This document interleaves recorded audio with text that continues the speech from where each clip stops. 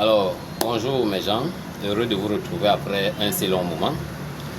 Eh bien, aujourd'hui, je vais vous entretenir sur un sujet tout aussi mystique et qui affecte beaucoup de personnes. Autrement dit, quelque chose pour lequel bon nombre d'entre nous auraient mieux fait de savoir avant de s'engager dans la vie maritale. On parle d'horoscope d'amour.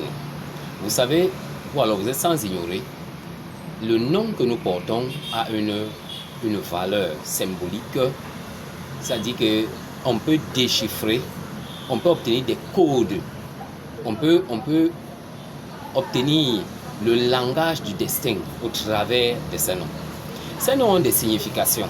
Et même lorsque le hasard fait en sorte que les parents, les proches, ceux qui nous ont tenu la main dès la naissance, décident de nous octroyer un nom, cela est quelque chose qui vient avec notre nature. Donc, vous allez voir par exemple, on met un enfant au monde, on veut l'appeler par exemple, supposons Daniel. Mais tellement d'autres parents bagarrent, non, il va s'appeler Joël, Finalement, Joël l'emporte sur Daniel. Des fois même, la maman est sûre qu'elle va nommer peut-être son bébé-fille, elle va l'appeler peut-être Yasmine. Et c'est Colette qui l'emporte. Une famille vient dire non, Colette est plus jolie, donne Colette à l'enfant. Et puis, donc c'est le destin. C'est parce que c'est une identité, on peut décoder quelque chose lié à la personne sur ce nom-là. Alors, je vais donc vous faire comprendre que lorsque vous êtes en train de courtiser, je m'adresse là beaucoup plus aux hommes, lorsque vous êtes en train de courtiser par exemple une femme, et supposons vous vous appelez Daniel, et que cette dame-là s'appelle Colette, vous voyez, il y a quelque chose qui va se passer.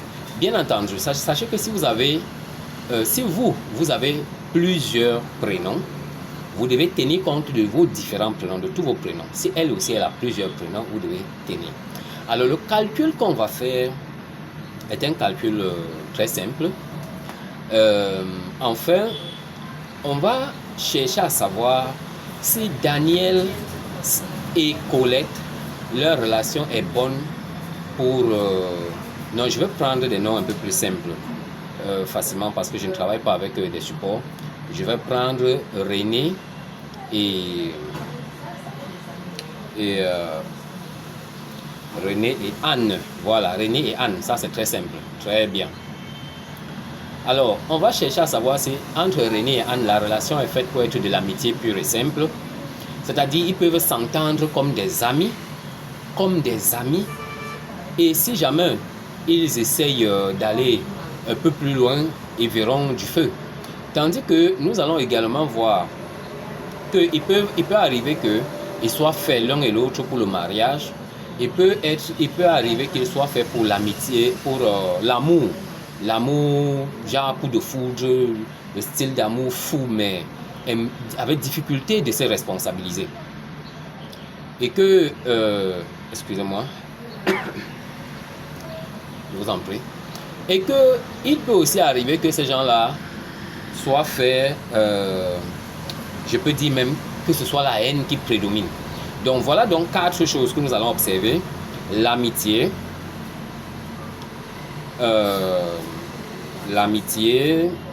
l'amour, le mariage, la haine.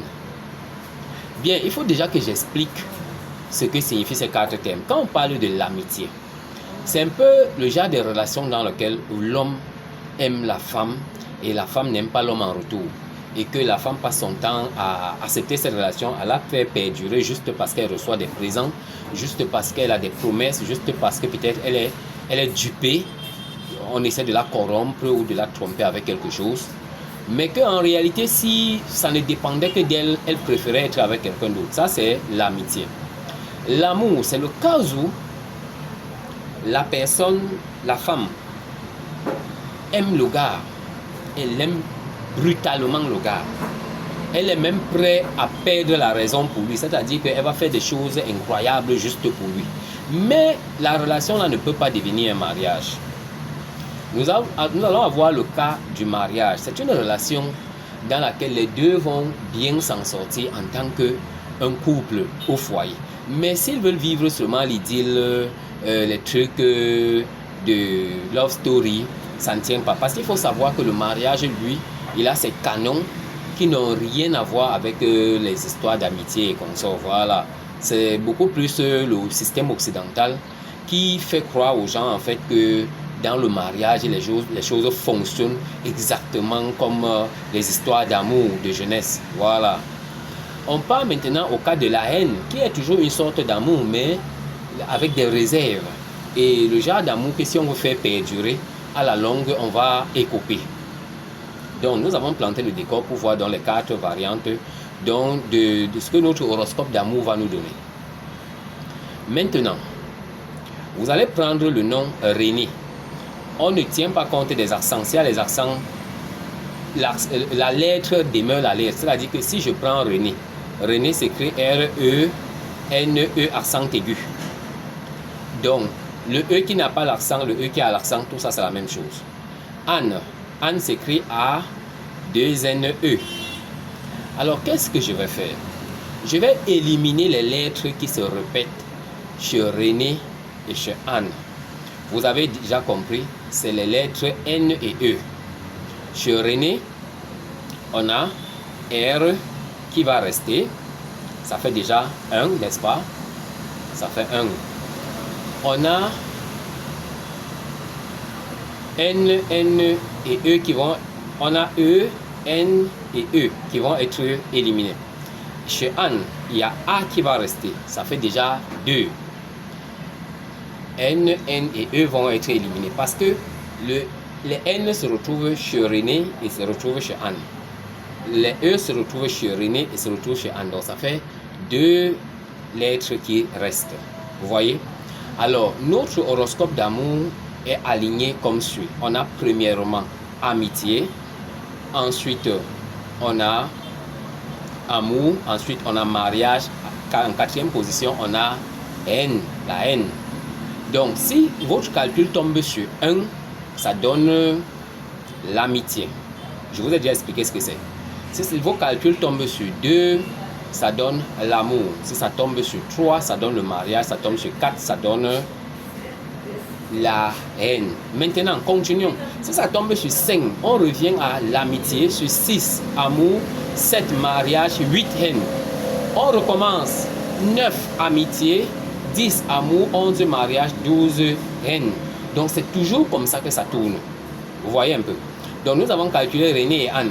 On se rend donc compte que ce monsieur, il a trouvé une charmante princesse qui va beaucoup l'aimer.